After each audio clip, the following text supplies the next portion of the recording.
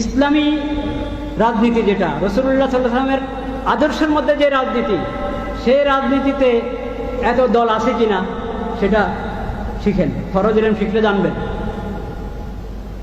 যে এক দল রাষ্ট্র চালাবে আর সবাই বিরোধী দল থাকবে।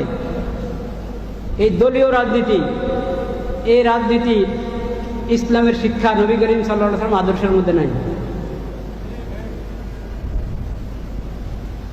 আচ্ছা, এখন দল করবে তো করো, তো প্রথম কথা তো রাসূলুল্লাহর সিরত পড়ো।